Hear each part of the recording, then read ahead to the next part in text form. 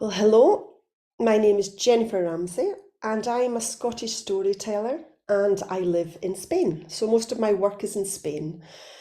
And I do incorporate a lot of things in my toolbox from my training in art therapies, different art therapies, and also in psychodrama. And basically, I'm just bringing a fairy tale today to work on, and that will give you an idea of what is in the story art toolbox. I think experiential is much more powerful than talking about it. I would say that I would like you to have, if possible, paper, a pen, and perhaps even coloured pencils or crayons or whatever.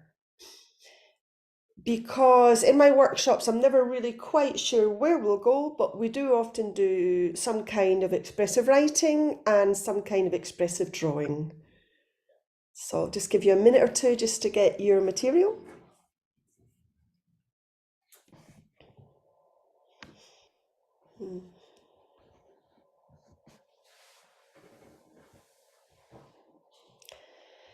Okay. And obviously, if you've only got a pen or pencil, well, just use what you have. That's what we work with, exactly what we have, not what we'd like to have. Well, I'd like to start with a little kind of introduction, okay? So maybe just like to just stretch, just remember that we're going into another story because in the world of stories, sometimes they can get all mixed up. So just have a wee stretch, move your body. Perhaps you even have to give yourself a tiny little massage just before we start. And let's get into the world of stories. So I just invite you just to make sure that you're touching the earth. Perhaps that's sitting on your seat, your feet on the ground, but you're very much here so that when we get into the world of stories, you're actually quite embodied. And perhaps you'd like to close your eyes, just perhaps.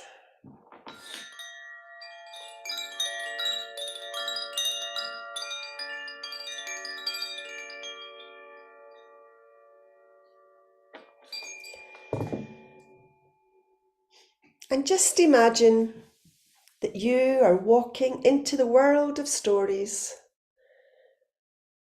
You're in nature. Perhaps it's quite a nice day.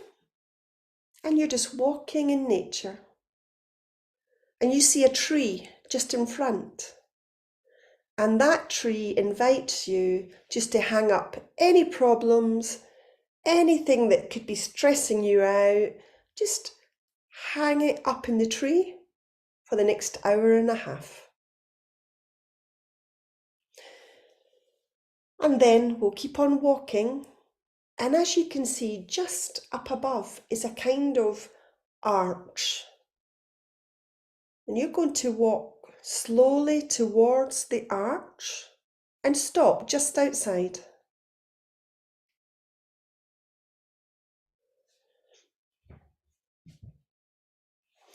What might be beyond that arch? Let's see. So now you walk through the arch and you can see that the weather is changing. You can hear rain, wind. Perhaps there's a storm. What's it like? Is it dark? Is it daytime? Well, you can just make out through the rain that just in front there's a big door. And in front of that door, someone is knocking on the door. I'll invite you just to get a little bit closer.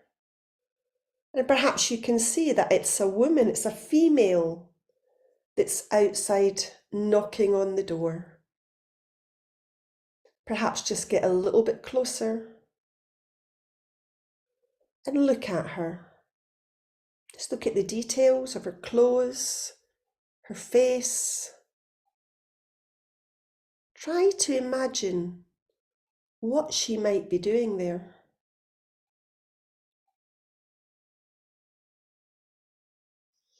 So just spend a few more seconds. There's a female character knocking on the door, and it's raining, windy, stormy. And now I would invite you to pick up your pens or pencils and just draw a very quick sketch of that character, like 3 minutes maximum.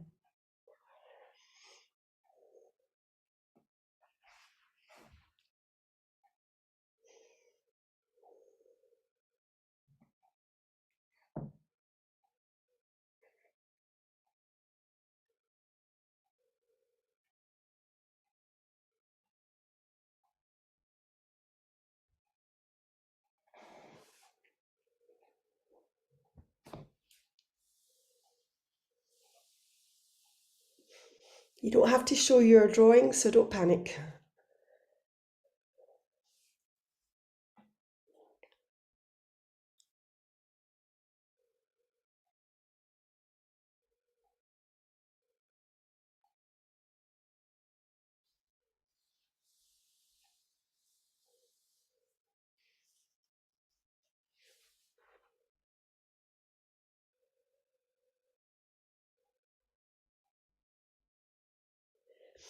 And as you're drawing this character, let images come towards you. Why might she be there? Where does she come from?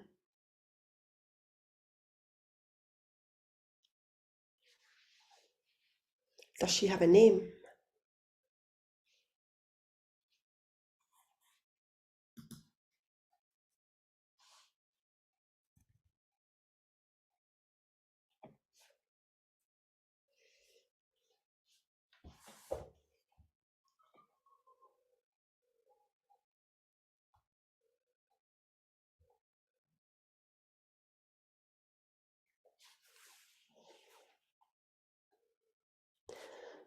Just 1 more minute for your quick sketch.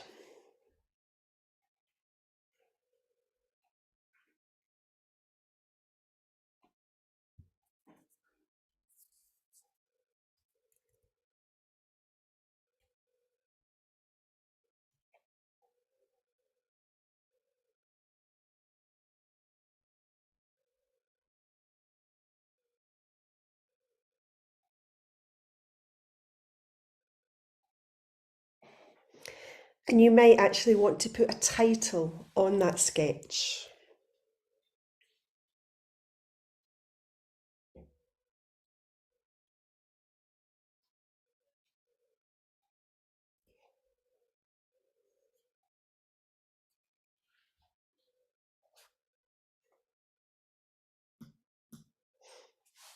Just another half a minute.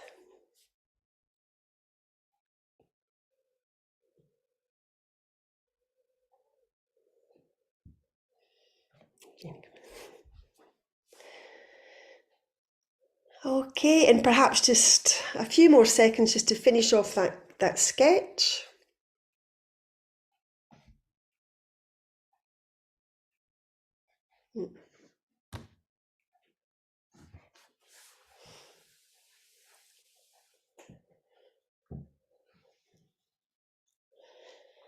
Okay, now we may well come back to that sketch later. And this actually is a character from a pretty famous European fairy tale. I wonder if anyone has any idea which fairy tale it is? Either put it in the chat or on the audio. Yeah, Andersen. Sorry? H.C. Andersen. Okay. Hans Christian Andersen. Hans Christian Andersen. Well done. Okay. Because it's actually the princess in the story of The Princess and the Pea. Yeah. A literary fairy tale from Hans Christian Andersen. And today we're just going to be working with this tale. Does your character sketch look anything like a princess? Yeah. And also, realistically, what does a princess look like nowadays? Certainly in the UK, it's a big issue around princesses and princes. So, the reality and then the fairy tale reality. Now, what I'd like you to do, does everyone here know the story of the Princess and the Pea? Yeah, I imagine it's a pretty famous story. What I'd like you to do though, is just in your mind, just go through the story, okay? I mean, it would probably take about 2 minutes to tell. So just go through the story in your mind. Where does it start? What happens? And then I will actually tell you the story. You might even want to write down it's just to see what you remember.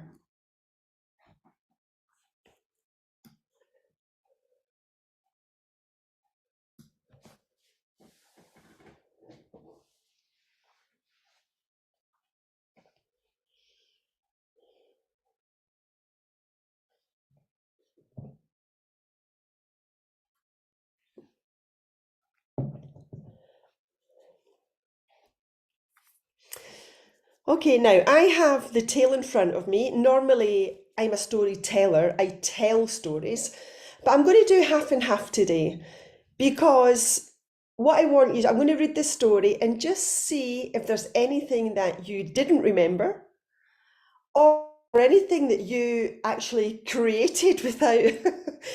Because sometimes we have memories from stories and we fill in details that aren't there.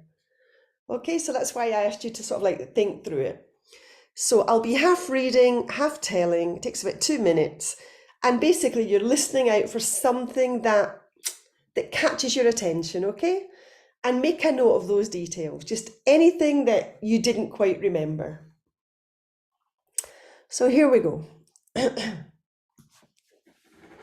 So once there was a prince who wanted to marry a princess.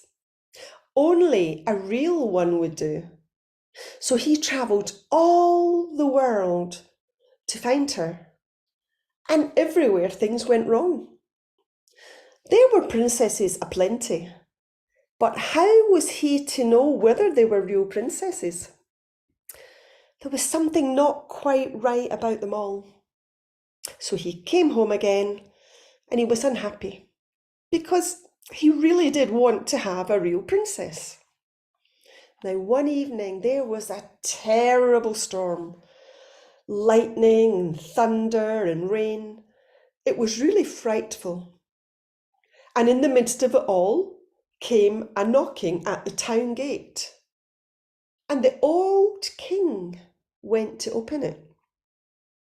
And who should be standing outside but a princess? And what a sight she was in all that rain and wind. Water streamed from her hair down her clothes into her shoes and ran out at the heels. Yet she claimed to be a real princess. We'll soon find that out, the old queen thought to herself. And without saying a word about it, she went to the bedchamber, stripped back the bedclothes, and put just one pea in the bottom of the bed. Then she took 20 eiderdown feather beds and piled them onto the mattresses. And on top of all these, the princess was to spend the night. Now in the morning they asked her, "Did you sleep well?" "Oh," said the princess, "no, I scarcely slept at all. Heaven knows what was in that bed. I lay on something so hard that I'm black and blue all over. It was simply terrible." Now they could see that she was a real princess. No question about it. Now that she had felt one pea all through 20 mattresses and 20 more feather beds. Nobody but a princess could be so delicate. So the prince made haste to marry her, because he knew he had found a real princess. As for the pea, they put it in the museum. There it's still to be seen, unless someone has taken it. That's a true story. So that's the story of the Princess and the Pea. Now, just have a little look at your notes. Was there anything that you had forgotten? Is there any details that jumped out at you? And feel free, yeah, Julie? Is it Julie? Yeah, Julie. June, sorry, June. Oh, no, that's okay. The mattress, I forgot that they were feather mattresses, right? Which meant they were, really soft and comfortable. I just remember there was a whole bunch of mattresses, but that added an element, knowing how soft they were, that she still was black and blue, right? Like it's just the extreme. Okay. Again, for some reason today, Judy, that's important for you. Who knows why? But that's what is important for you at this moment. June, what about you? I forgot about the museum and the pea being there, or maybe not. Exactly, yeah. I had forgotten about that bit as well, eh? And that's why I thought I better read it just in case. Yeah, so very, very interesting. Jean. So Judy, June, Jean. Yes, I had forgotten it was the old king who went to open the door.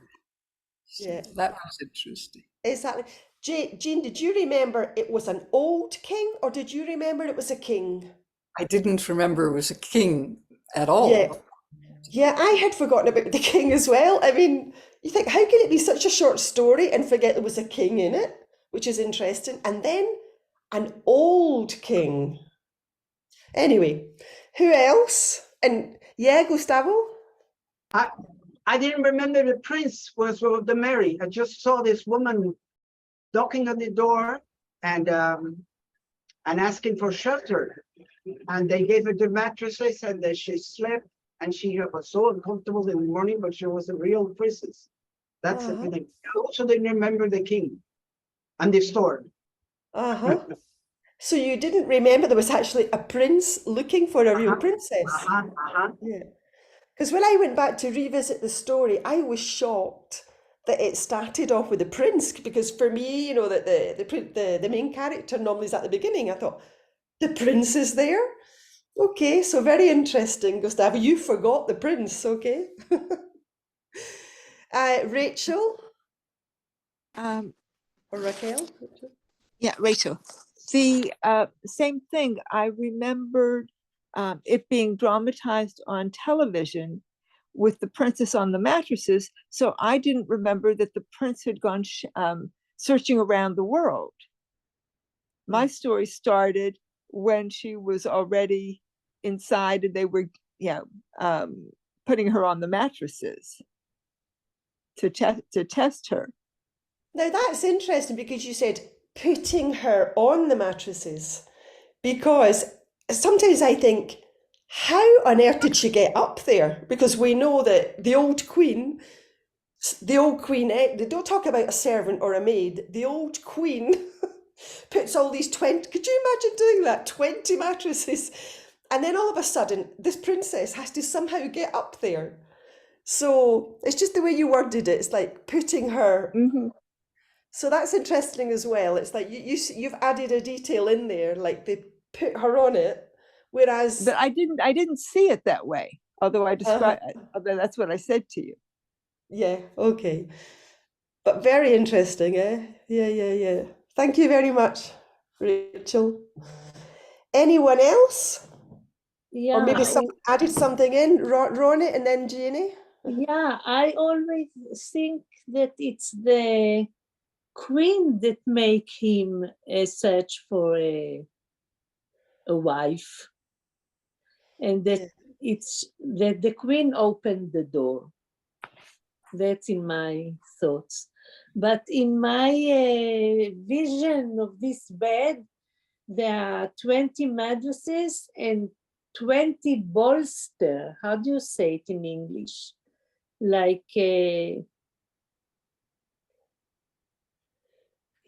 think we can imagine it. Just I can't find the word either. it was it not only mattresses, a lot of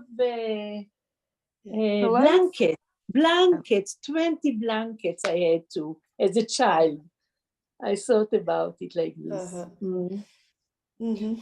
But did you remember the number 20 in I'm terms not. of mattresses? I'm not sure. Yeah. Do you know?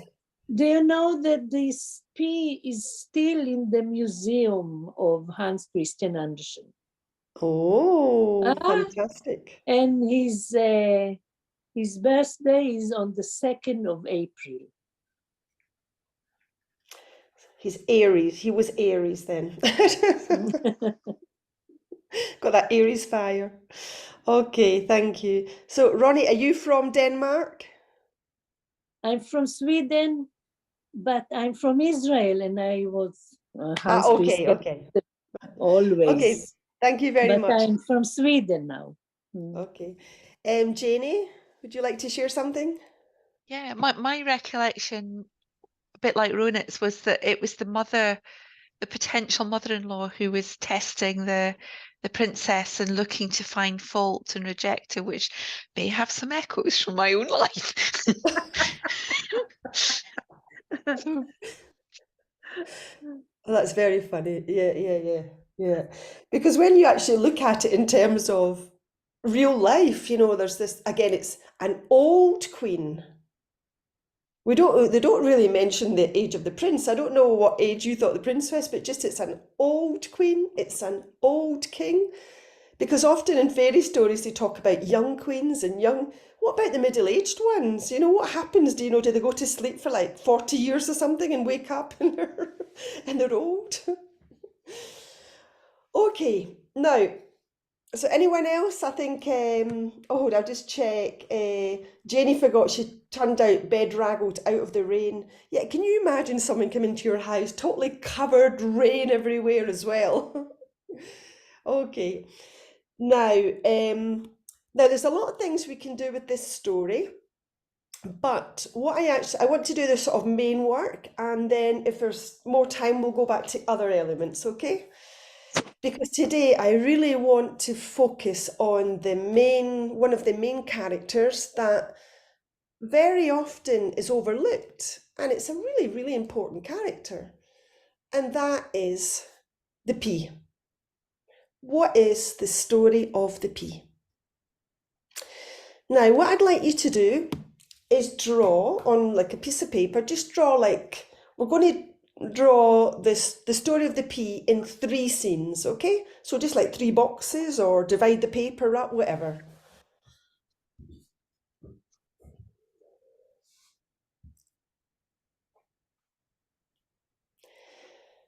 So 3 scenes. Now, in the middle scene, so there's a beginning, there's a middle, and there's an end. In the middle scene, what I want you to do is just draw the pea. Okay? And the middle scene would be the pea, like under the mattresses. And draw the expression on the face of the pea. The face on the whatever you can. Imagine it has a face.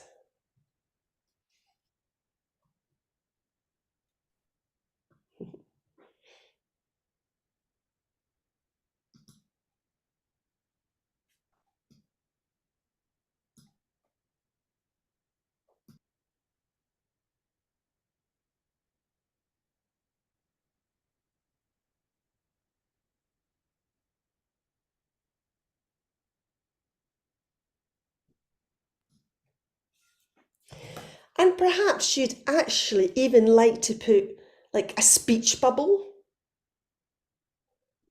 What would the pea be saying?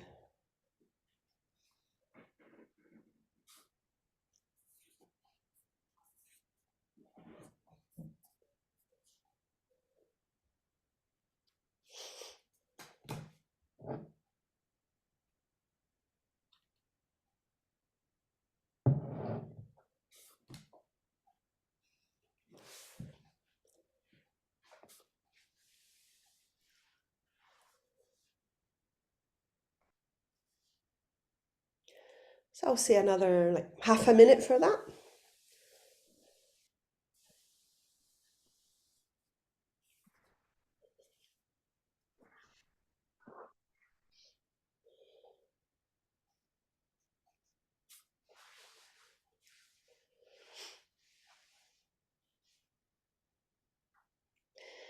And as you get to the end of the middle scene, which you can always add to later, there's no harm at all in that, I'd like you to think about the first scene.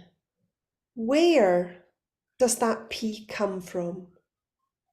The origin, before that P got under the mattresses, where did it come from? And again, draw that scene.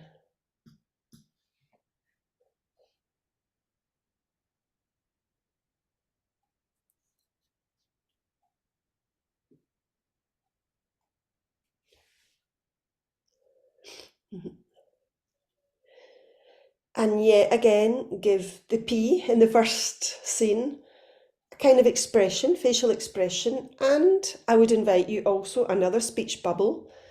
And what is the P saying? What does it have to share?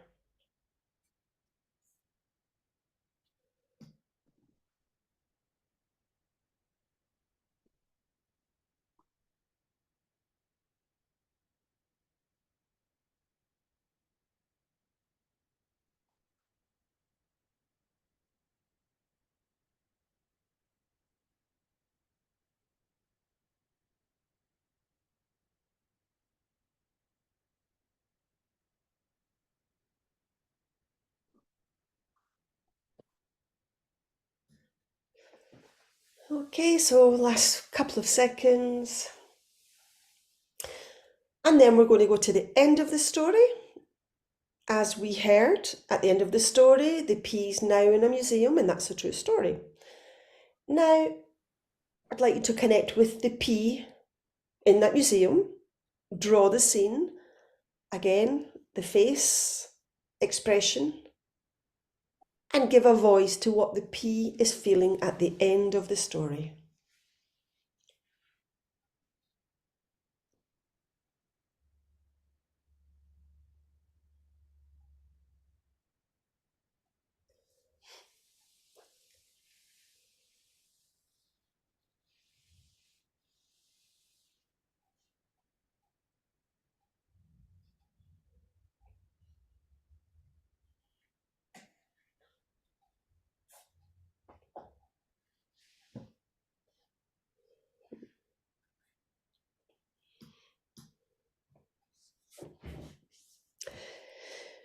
Well, now you have 3 scenes from the life story of that P. I think perhaps it would be a nice idea now to actually perhaps just spend maybe just 5 minutes actually writing the life story of the P. Now, you can decide how you want to write it. You can write it in the first person, the third person. You can write it like as an observer looking on. You can write it from the point of view of the mother of the P. You can do whatever you want, okay? But I have to say 5 minutes to write the life story of this P in as much detail as possible. Okay? Until 35 minutes past.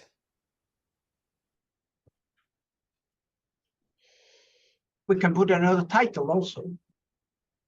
You can do whatever you want because it's now your story. Okay. Anything you want, okay? But it's not about the princess or the prince or the king, or it's about the P.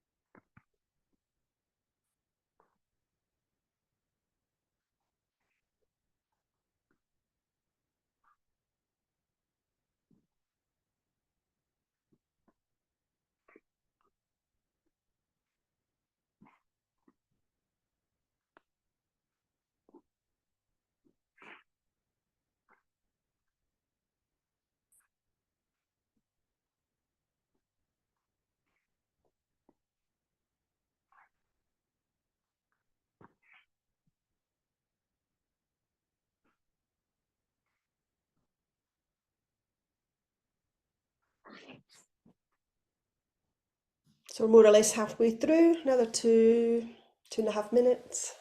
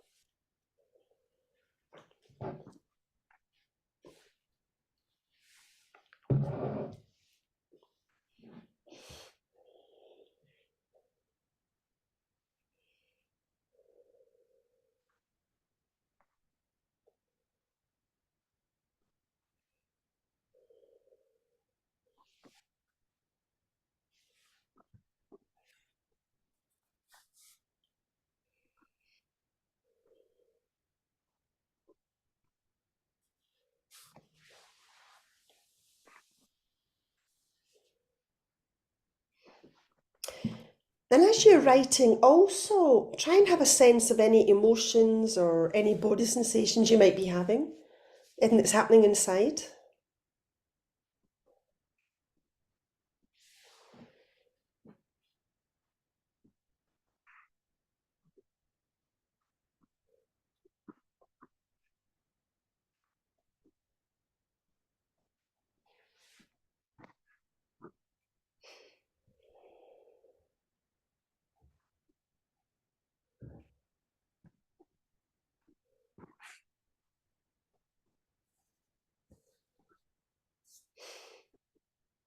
It's the last minute. And perhaps think of a new title as well, like Gustavo suggested.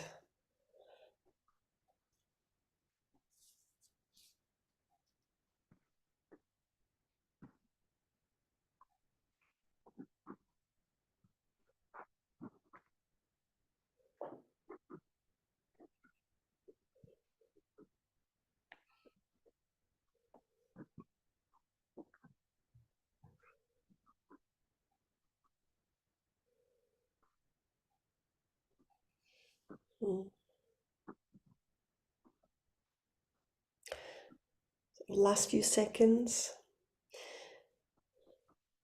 And I'd actually invite you just to have a quick read over of what you've written.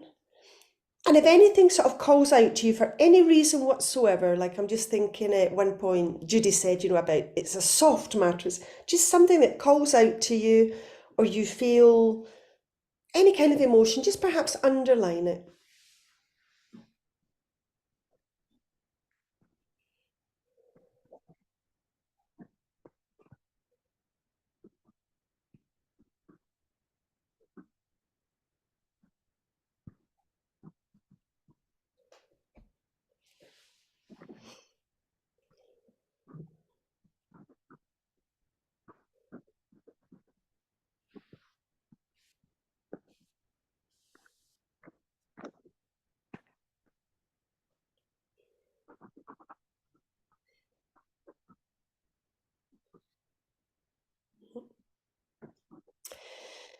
And now, well, I think we're a small group, so I think it'd actually just be nice to just be here, and I would invite people to share their stories. Now, you could either read out your story or just tell it, without going into all the detail. But just to get a sense of the different stories that have came out of these 3 scenes that you drew. And obviously it's not obligatory, but it would be nice to hear the stories, because who knows what might come up in these stories. So any volunteers? Yeah, Judy? That'd be lovely. I thought it was interesting because for me, the pre-story, where was the P from, right? Like that's forgotten. That's not part of the story that people are given. So to me, that was really interesting because I imagined the P in a pod with all its siblings, and that it was just randomly picked. It wasn't, oh, this is the best P for the princess. This was just, here's a P for the prince. and that it was very abrupt. And after being cocooned in a nice, safe environment, then was ripped out. So then when it was shoved under the mattress, it kept getting more and more and more and more weight on it, right? And it was like, how much can I take here? This is like not fair. And then it didn't know it was the princess, but it kept feeling that something up way up was moving around and couldn't understand. But then all of a sudden it was put in this case in a cushion, and all these people were looking at it, and there were flashing cameras and all this stuff. And they were saying, oh, this is the famous pea. And it just didn't understand any of it. But that was its life, right? It was just very interesting. Do you think it's happy at the end? Sorry, I'm saying it in terms of he, Well, she. I mean, when I drew the picture at the beginning, the mouth was flat, right? Didn't know what was going on, and it changed to an O kind of mouth, right? Like, oh, I've been taken. But at first it was just they're just neutral. And then it was taken and it was like, oh, then it was upset because of the situation. But when it looked at the two things, and it was now in a case and it was on a cushion, and, it didn't quite understand this journey, but this was the better ending than being stuck under the mattress, right? Like, it was an improvement, but still it was being an object as opposed to a pea, its purpose, right? It was never really used for its true purpose, right? So I thought that was interesting. What? Which would its true purpose be? Well, because it grows into a pea, and it's supposed to be eaten by something, an animal, or that's it's a vegetable of some kind. And so it had a very different life because it was plucked out. And I just thought it was very interesting because it gave me a totally different, when you asked me to go before it, just draw the pea, it gave me this whole pre-story that changed the rest of the story for me. So I think that the next time I get a story that I'm writing or making up, I will write it, but then think, well, what came before? The sort of and see how much it might change the way I view the story. Because I think it's important to always stay open to different perspectives, because I think our stories should always grow and change. They shouldn't stay static, or then they run flat to the audience. Yeah. I actually felt quite emotional when you were talking at some point, not so much at the end, but some of the words you used, like ripped up and shoved under, and just like this weight, how much can I take? I actually felt, oof, I don't know, just to say that's what got here when you were telling it. Oh, good. Okay, well, I guess I'm pretty expressive. Thank you. Yeah. No, but sometimes as a therapist, I often pick up what's happening at the other end. It might not be with you, Judy, it could be someone else in the room, but sometimes I think, oof.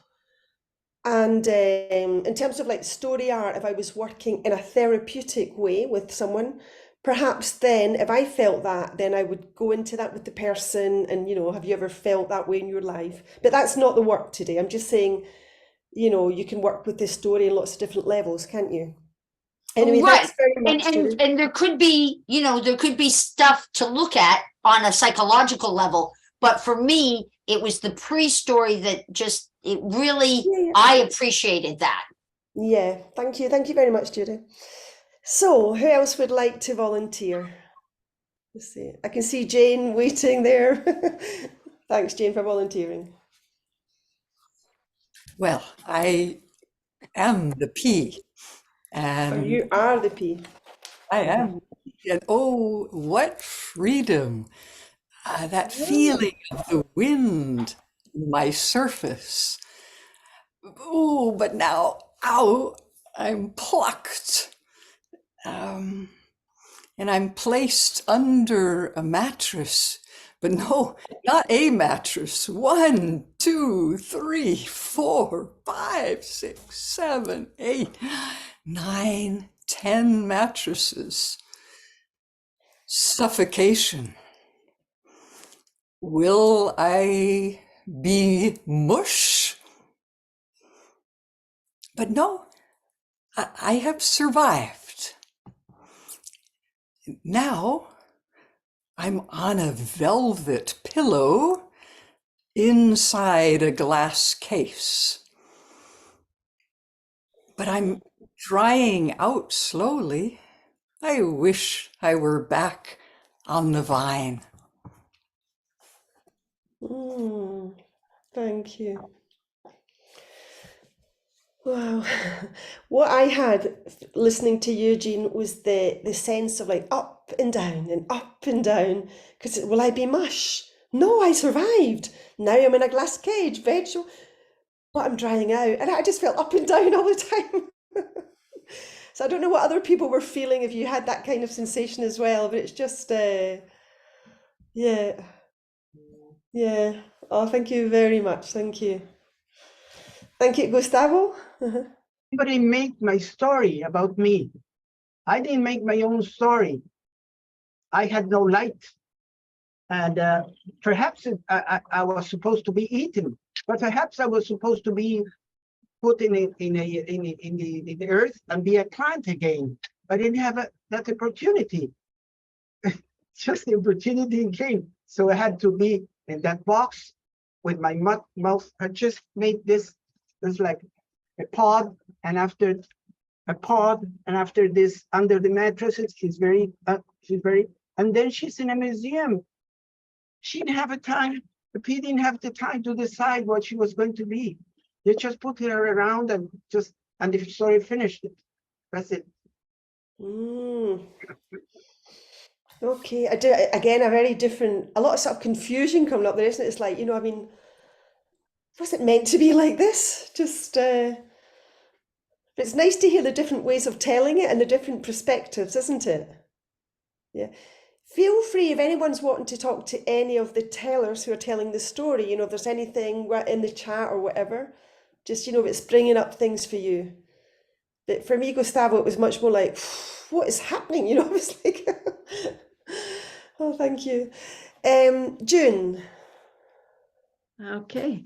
I had more of a story in the garden. I had one day a gardener planted a row of peas, and the sun shone and the rains came and a little shoot came up out of the ground.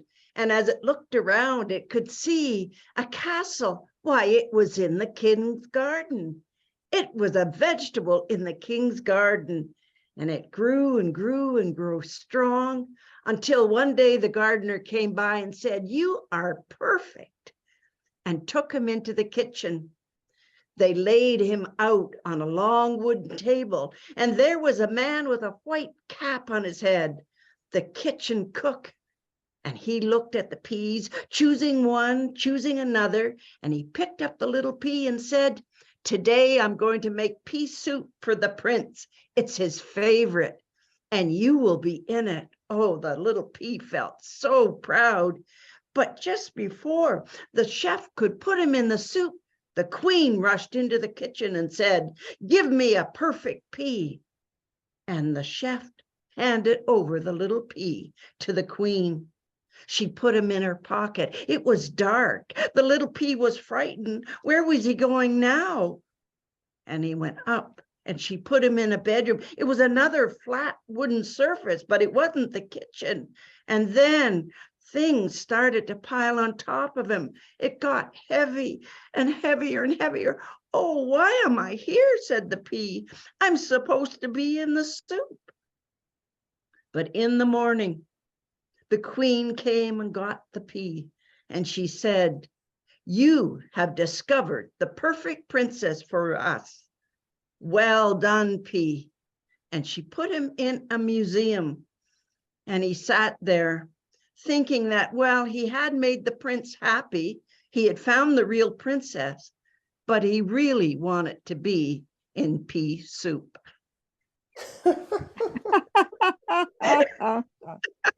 And what was the title of your, did it have a title? Oh, gosh. The Reluctant Pea, I think. I'm not The sure. Reluctant Pea. Oh, wow. But wasn't that the most gorgeous beginning? It's just like, and yeah, anyway, just, the garden and the little shoot and everything. And wow, I'm in the Princess Garden. I mean, I could really see it. I could actually see that in a little picture book. Yeah, yeah, yeah. Cooking as well. So June brought in like a character that wasn't even in the original story, which is interesting. And she described him, and also when you said like from all that, all of a sudden being in this dark pocket and feeling frightened. So it was okay to be part of soup, but being in the dark pocket, all of a sudden things just changed, didn't it? Yeah, yeah. Anyway, I see that in the picture book. Thank you, June. Thank you. We've also got Rachel. God, I'm really enjoying your stories. Having a lovely time here. Indeed. My autobiography. I was a happy little pea in my happy little pea pod with my brother and sister growing in our sunny garden. I remembered the sun smiling and shining down on me. Mother always told us that one day we would be plucked off our vines. So when the gardener pinched our pod off, I was not surprised, nor was I upset to be separated from my brother and sister. One day I overheard the gardener talking to the royal chef. I was so excited, listened eagerly as he told the royal chef, listened eagerly as he sold our whole pod to the royal chef. This was an honor indeed. Royal chef, the queen stormed into the kitchen. Give me a pea. I was jostled, then lifted, then placed on a royal tray. I shivered and trembled. What would my fate be? Suddenly, long, prickly fingers with sharp nails and many rough stones lifted me from the cold tray and placed me on a warm surface. Where was I? It was warm and dark, and a weight lay upon me. I wanted to sleep, but was afraid to. Then limbs, bones, something squashed me. I squirmed, tried to breathe. It pummeled me. I grimaced and screamed, but no one heard me. After hours and hours of the thing tossing and turning and pummeling me, after hours of my trying to escape all of that abuse, screaming in protest, the movement stopped. There was still the dark and warm weight. Finally, I could sleep, but that was not to be. Again, fingers lifted me, not the same bony, sharp fingers, but gentler fingers put me on a silky material and put me into a coach and traveling into a new adventure. I didn't get any further than that for the last. Wow, really descriptive, all the words, yeah. Just, I feel like getting my dictionary out with was it grimaced, and there were so many lovely words. And also quite similar to June, was it June? Yes. Yeah, that had the, you had the gardener in it and then the chef as well. All of a sudden these characters appeared. Oh, wow. Yeah, I absolutely loved the adjectives and the way to very descriptive. Thank you very much. Thank you. Yeah, someone saying the words that we use are a part of our own deeper patterns. Yeah, I think every single thing that comes up here is a part of us as well. Salome? Yes, thank you. Because of the garden, I also got very inspired to share. My story also begins with this little pea in his pea pod with his grandma and his other brothers and siblings. And they're in the garden, they are growing, and the grandma keeps telling them stories, and they're listening to it. And she keeps telling them, we are made for bigger things, we are made for better things, and they listen to it as they grow. and the peas, I mean, the pea pods come and get plucked, but our little pea, he never gets plucked. So he feels sad. And grandma sings to him and she tells him, you are made for bigger things. You are made for larger things. And that consoles him and he's happy. And then one day, finally, he gets plucked.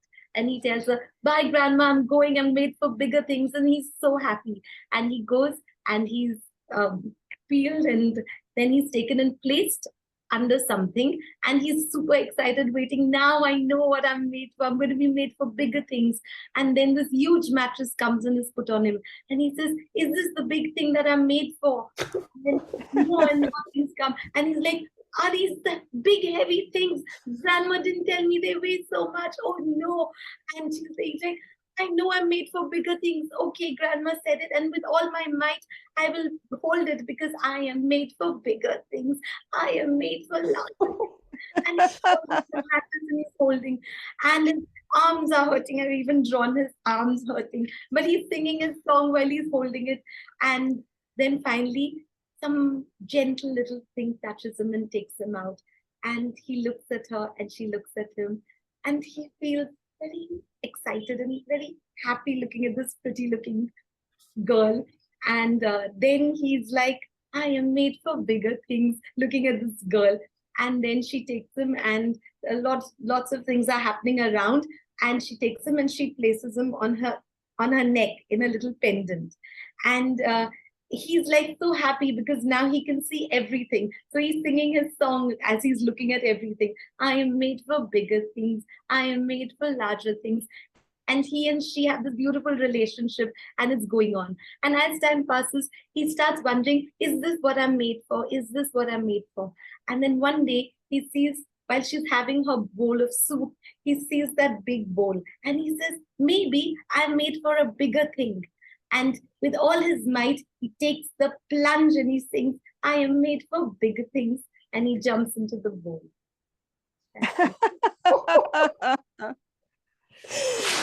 Oh my goodness. Wow. What an imagination. That is incredible. And the bowl, was it a bowl of pea soup or was it just a bowl of soup? You know, it's at the end. He didn't ask. He just was happy that He didn't ask, it just. Oh wow, that is really, really incredible, eh? That came out with that story. And so much music, the singing, and how he internalizes the grandmother's message, and he uses it in every phase of the story, every scene. Yeah, wonderful. That would also be nice for like a children's book, wouldn't it? In terms of, you know, you're sort of made for bigger things, don't give up. And it's just, I mean, because all the mattresses, is this the bigger things? Oh wow, honestly, thank you so much for sharing. Yeah, actually we could have a little collection of stories, can't we, from this this workshop. Thank you very much, Salome. I think you're made for bigger things, Salome. Okay, wow. Would anyone else like to share? I think more or less. Yeah, it's Tom. That'd be lovely, Tom.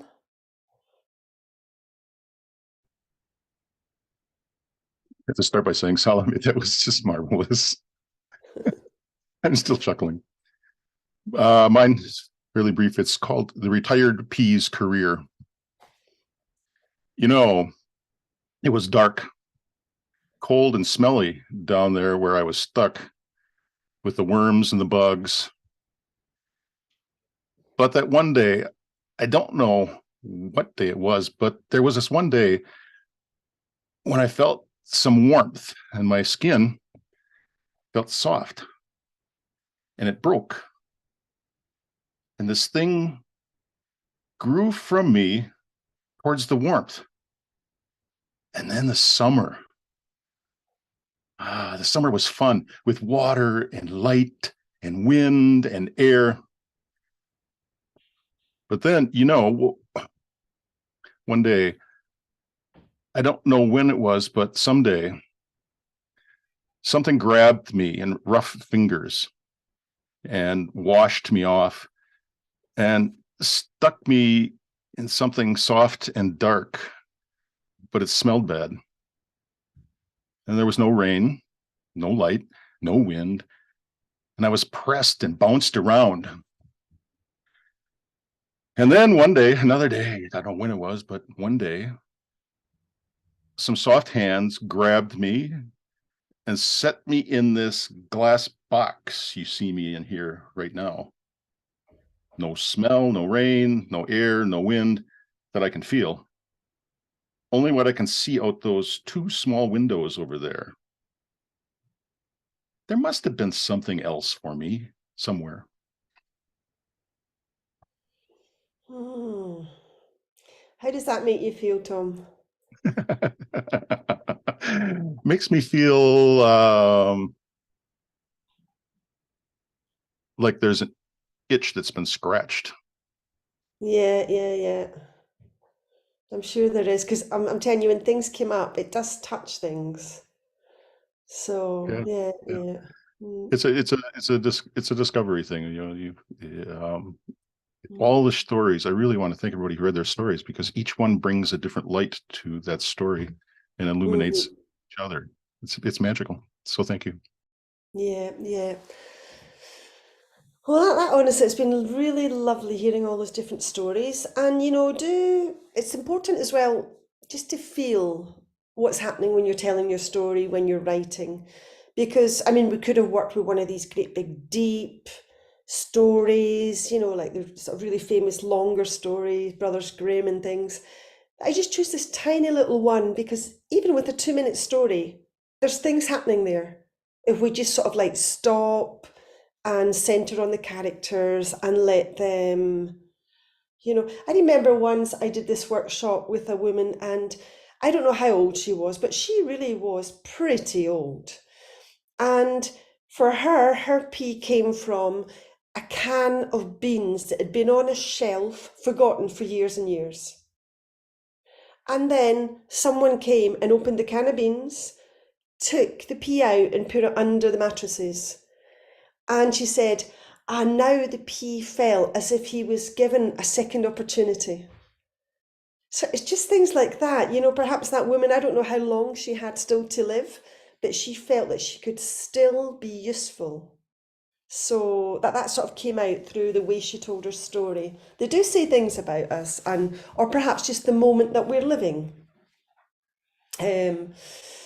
Okay, and for me, sometimes I've also found that these stories can actually connect with bigger things, what's happening outside.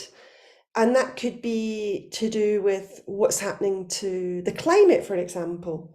It's just like we're so disconnected from what we eat. I'm saying, well, okay, I'll talk about me because perhaps you're very connected in terms of, like when I pick up a pea, I don't really think, where does it come from? What was the story of this pea? I just take it for granted that there'll always be peas whenever I want. So it can also take you to places like this, because basically we're giving a voice to a character in a story that didn't really have a voice before. Anyway, these things can come up when you work with stories. I'm just thinking, sorry, there was a story here that, so I don't know how to pronounce it, Somia. I was happy in my pod, swinging in the breeze, knowing I will fall on the ground and grow in peace. There you go.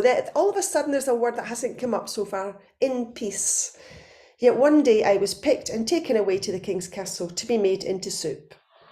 Luckily, the queen came to get me, placed me under 20 mattresses, and I said, "Help." So it's asking for help in this story. Very interesting. Asking for help. That hasn't come up either. Help, take me from here. So we can ask for help, okay? The princess tossed and turned for her. She could feel something underneath. Then when morning came, guards, okay, all of a sudden we've got guards, new characters, and everyone lifted the mattresses to see me. They picked me up and tossed me away. And happily did I roll away. Away I go to find a place for me to grow in peace. Wow, there you go again. A really incredible story. So different. So I don't know what's happening with Maya, but obviously that peace is very important. Maybe she needs some peace in her life, or maybe that's a core thing in her life. I don't know, but very, very important. The word peace. Wow. I'm going to tell you another thing I did with this. I was working with a little group of women once. I haven't exactly told it that many times, I think twice. And I just said to them, it was just at the start of the year, and I said, if you happen to have an old calendar around, pick it up and sort of tell the story through the calendar. I mean, I thought, it's, or anything else that you might have around, a magazine.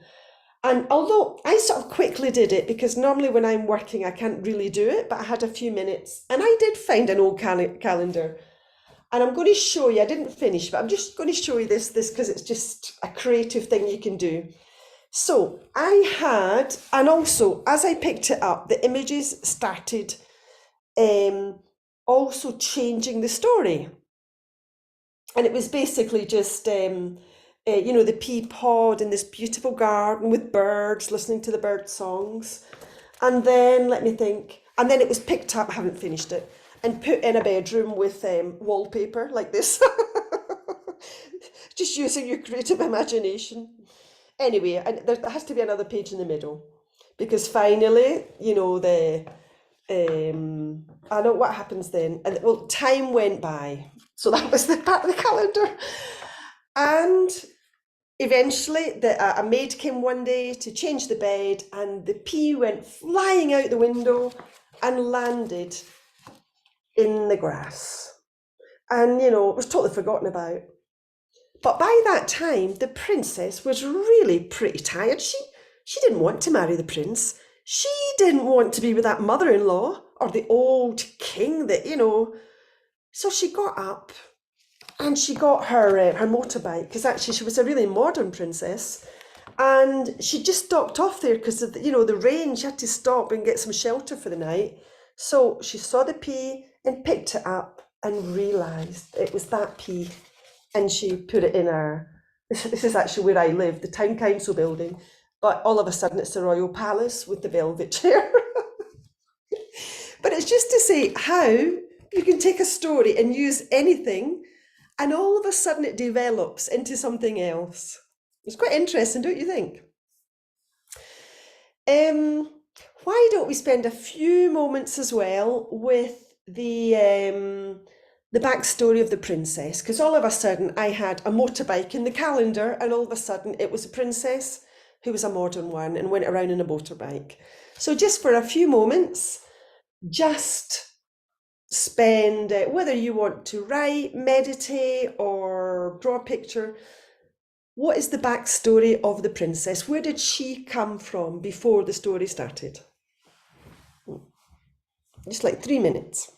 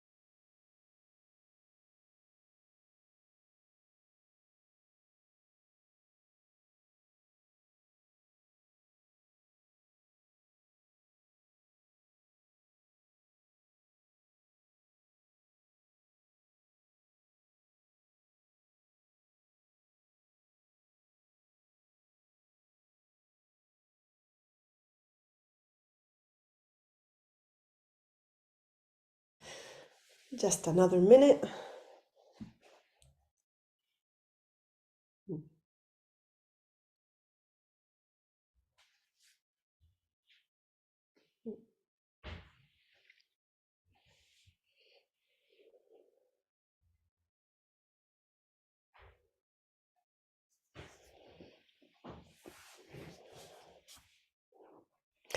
Because using that tiny little structure, you could always tell the story of the princess. So what was the princess like before? What was she like when she was maybe at the breakfast table with the prince, the old queen, the old king?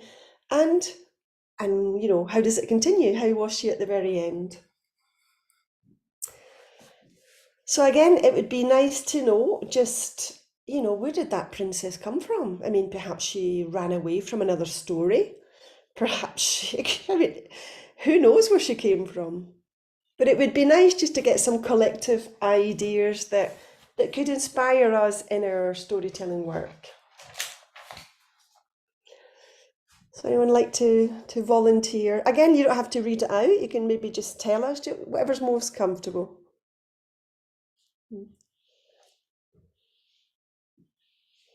Yeah, Sukrita? Yeah. So I think the princess was from a very simple, traditional household, and Uh-huh. she loved her family, and she, she used to work hard all day, and she would do her chores, and she would earn a decent living, and she would go to sleep tired because she had a long day. And but in her, so she did everything what like a normal girl from a simple traditional household would do. But in her head, she knew she was a princess. So in her head, she knew that she was this person who can even be with a wonderful prince, and could even enjoy the beautiful luxury of a palace, but be as humble and simple um, as she were, and carry that with her all throughout. So she was a princess in her head, but maybe not in her life. But that made her very happy. She was very content. And how did she get to the castle? I don't know if you got to that point. Any idea how she got there? Just because we know that she's, like really, hard worker and things. And then all of a sudden she's outside a castle. I just Yes. wonder if you got there. So she left her house. She left her home one day, and she took a bus, and it was raining, and there was a storm, and the bus, she got off at a particular point, and she got totally drenched, and she didn't know she was actually knocking the door of the palace, but she went to ask for help, for shelter, because it was nighttime. Fantastic. Yeah. And she So it's knocked. like the rags to riches. Even though Yeah. she was a princess, we Yeah. don't know what happened, whether it was a spell or maybe there was a fairy like in Sleeping Beauty and, something happened, but she was okay. So rags to riches. Well, Yeah. thank you very much. Yeah. Mhm. Thank you. Thank you. Raquel? Rachel, sorry, Rachel. Rachel. And mine started out the opposite. The princess was a princess in the palace, and she couldn't go to school, so she had tutors, and there were lessons all day long, elocution and deportment and whatever she needed to know as a princess. She never got to see other children, and her only escape was to take her little dog and play with it in the garden. And one day the dog burrowed under the fence and got loose. So she started to chase it because she had to catch it. And there was a sudden squall with the rain and the storm.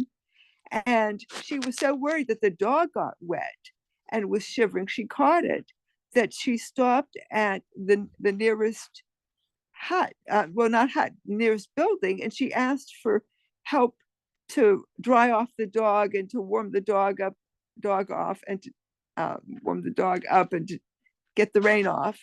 And then that was probably like the guardhouse at the entrance to the castle. And then I didn't get the rest of it. She was brought into the castle. But so there you go, absolutely the opposite in terms of like, Yes. it reminds me of Mhm. even thinking about like princesses in the UK. There was things like Princess Diana, all of a sudden, how she had to learn all these things so she could be a princess and, things like that. And all of a sudden, you couldn't really be out with friends, could you? But she did have a little dog, so she had a helper. And again, that's like the Wizard of Oz, isn't it? Dorothy going after Toto. The dog goes away and she runs after, and then woof, she's whizzed off to the land of Oz. Yeah, lovely, lovely.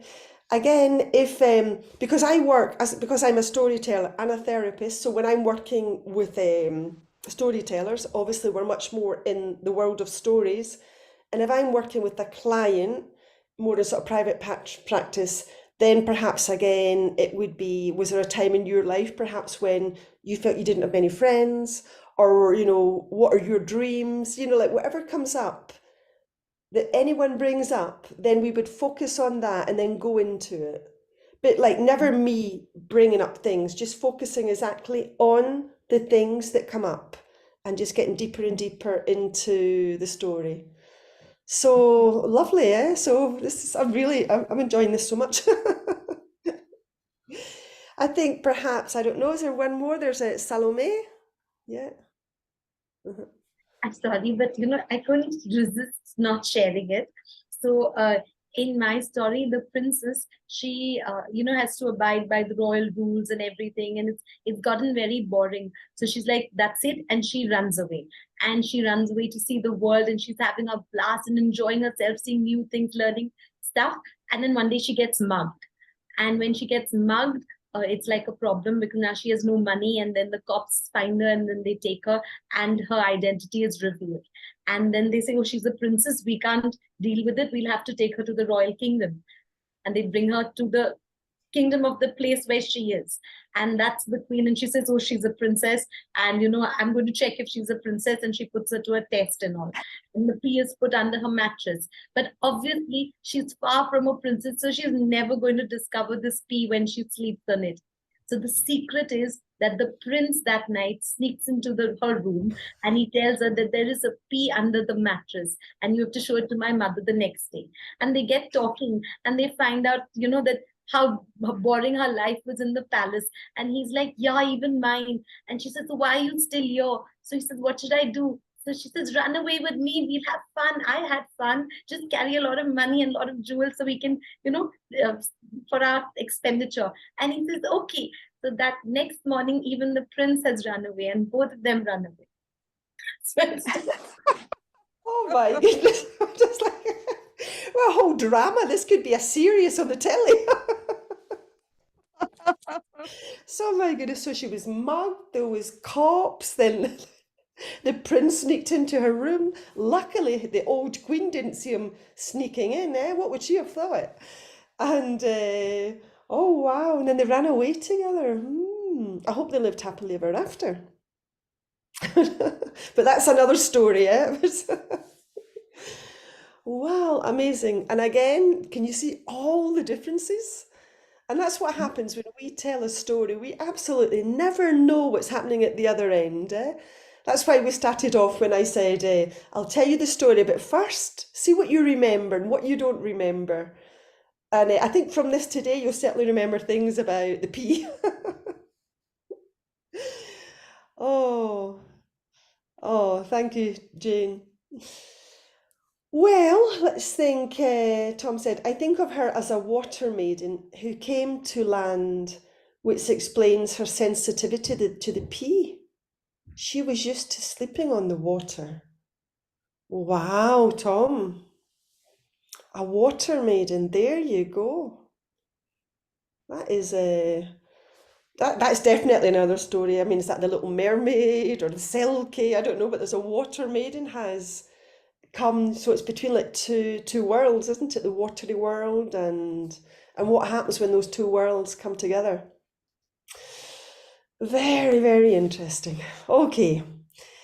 Anything else to share from that? I think that's definitely a variety.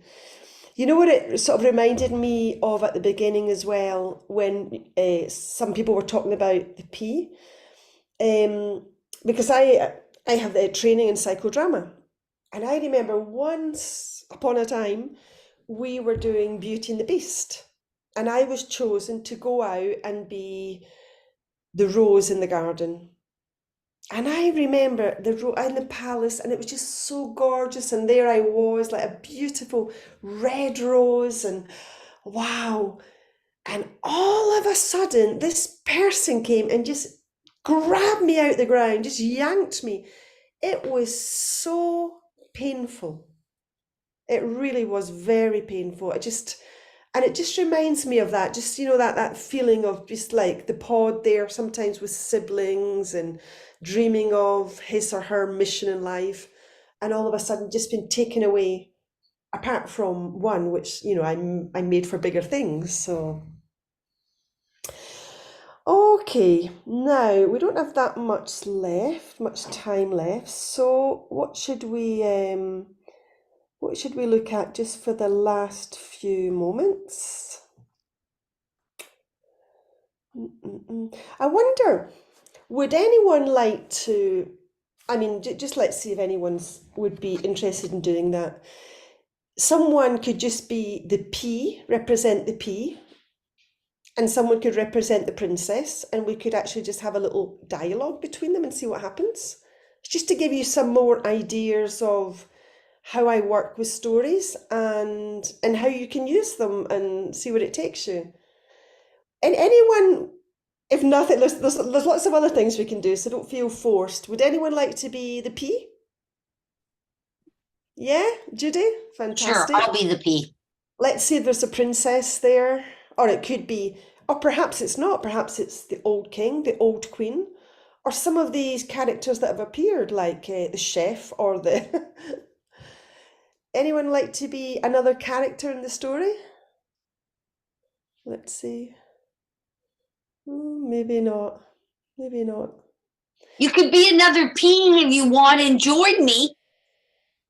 That's a very good idea, And Judy. then we'd be two peas in a pod. Would anyone like to be a P with Judy? No? All right, I'll be. Yeah, Gustavo, what would you like to be? Let's see. What would Okay, you like to be, sorry? another P. Another P. Okay, let's see if I'm able to spotlight the two of you just for a few moments. And also, where's Judy? So, add spotlight. Okay.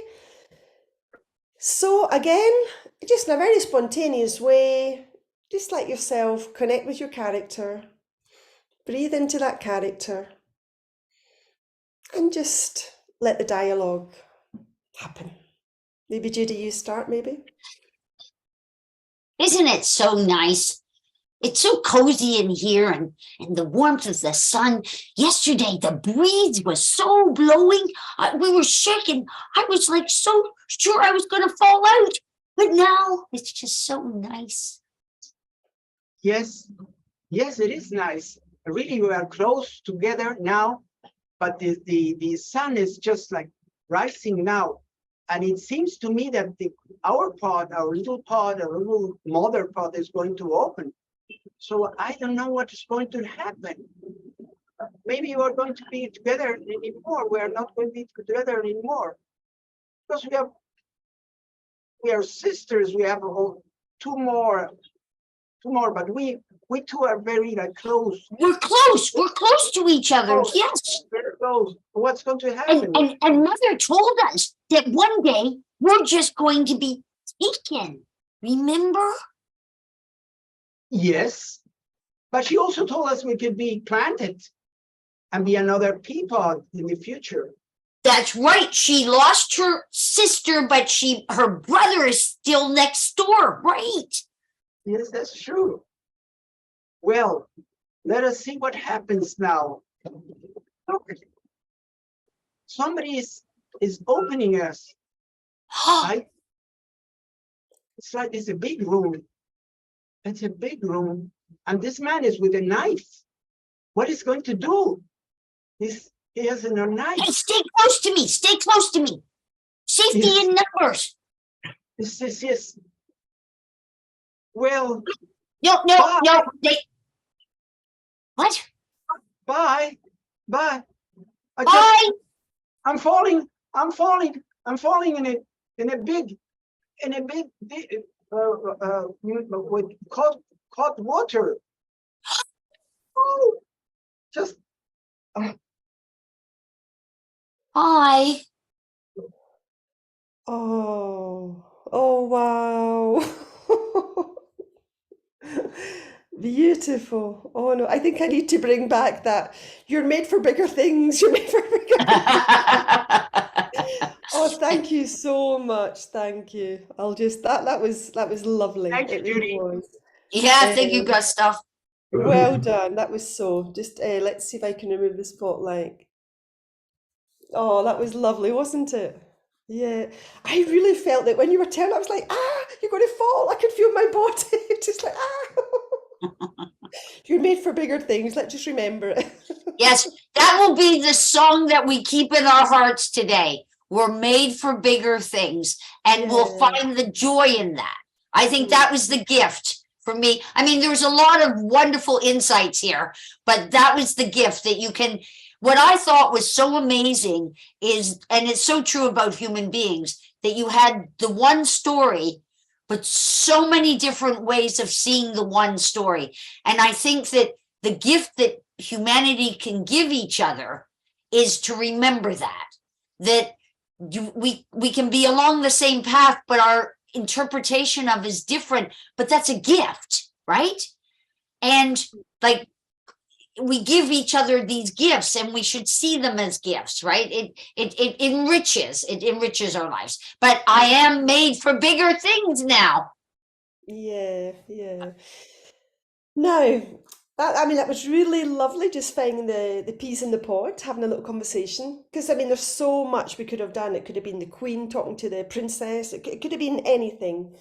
And, I mean, if you're working on your own or there's no volunteers, you can even do, I work a lot with sort of a kind of like journaling technique, perhaps with your right hand, perhaps you're talking to the Queen, for example, or the princess. And then the answer, I'll maybe write sometimes with my other hand. Do you know what I mean? Your dominant hand, and have conversations between characters and see where it takes me. Or sometimes, again, if I'm working in a more therapeutic session, I would maybe have the two chairs and I'd say, okay, now you're the princess. So talk to the P or whatever, or your mother-in-law. And you have a little conversation and then change sides.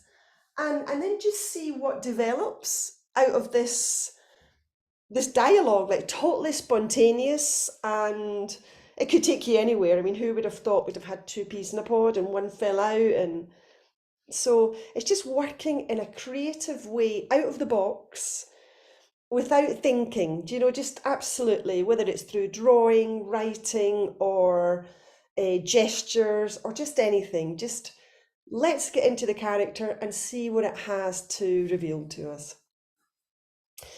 But I see there's only 5 minutes left, and I don't want to leave you in the world of stories. So I think what I'm going to do is bring you back, and then there'll be a minute or two, okay, just for any last words. So again, I left you in the world of stories just about an hour ago, an hour and a quarter ago. And maybe you'd like to just close your eyes for a few moments.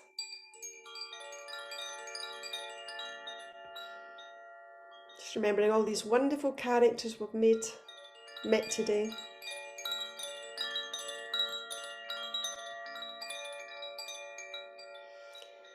Because now it's time to open the door of the castle and go outside. I don't know what the weather's like outside at the moment, what it's like for you. You can see the arch ahead of you. You walk towards the arch. You go through it, you can see the nature. You can see the tree where perhaps you left some problems or troubles. You walk to the tree and you decide, do you want to leave those problems there, or do you want to take them back? And you keep on walking and walking and walking until you find yourself back here and now in the real world. So if you want to like touch your body, stretch, just remember that you're here back in our world. Hi. And that's the end of this story. I would like to say, just for any of you in Europe, that is it next week or the week after? There's a lovely fairy tale seminar on in Portugal for 6 days. I'll be doing a workshop there, and I could actually put the link in here if anyone's interested. So just 6 days immersion in different fairy tales. And if anyone is interested in working in a much deeper way with this kind of method, the story Arte method, I'm actually going to, just next month, I'm going to start something that's called the Fairy Tale Journey on Zoom. And just once a month, we're going to work on a fairy tale, and sort of like a process of individuation, starting off from, more younger and working to more adult. And it's just one story a month for a year and a day. And it'll be based on stories, different art therapies, and psychodrama. So if Eric gives me permission, I'm going to put it in the chat. And that's it, really. That's all I have to say for today. I really, really appreciate everyone that sort of volunteered their stories, and I hope you did as well. I'll just put that in the chat. If anyone wants to ask any questions or any doubts or anything, please feel free in the last minute. This thing you're doing in Portugal, is it something you do annually, or is this something that's just a one-off? I only ask because I need more time, but it sounds very interesting. They do it every year. It's just this year I happen to be invited to do one of the workshops, but they do it every year. So I'm going to put the I'll put in it, where is it, the link. You look up the webpage and just know that every year it's here. So hold on, right, I'll put that in first. Hold on a wee minute. I'm very slow at doing technical things. So this is the one in Portugal. Lovely people, very, it's this kind of gathering. It really is. So that's the one in Portugal. If you can't go this year, then maybe you can go next year. And now I'll put my one in, and that's that then. Okay. No, so I'm doing the same thing again. I told you I'm not very good with technology. Or maybe I'm still in the world of stories. So, and this is the one I'll be doing about the fairy tale journey. It's on Zoom and it goes on the Teachable platform. So if you ever miss one, you can always catch up. And there'll be lots of sort of exercises during the month as well to deepen the experience. So I think that's us, Eric. Thank you very much again for having me here and for doing this wonderful, wonderful festival. Thank you, Eric. And thank you, everyone. Thank you. Absolutely lovely. Thank you. Is that us for today, Eric, or do you have someone else now? Oh, no, that's the end of the day. Yeah. Okay, well, Tomorrow's thank you. another Beautiful workshop. Thank you very much. Thank you. Thank you. We'll have these beautiful dreams now.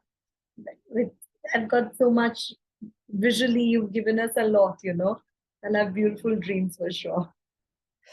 Absolutely, because as you know, that when you start journeying with fairy tales, it connects with your dreams. And also, for those of you who are into sort of astrology, we're in this sort of Pisces time, like with Neptune. So this could very well come into your dreams tonight in some way, or ask your dreams as well to keep working on it and see what comes up.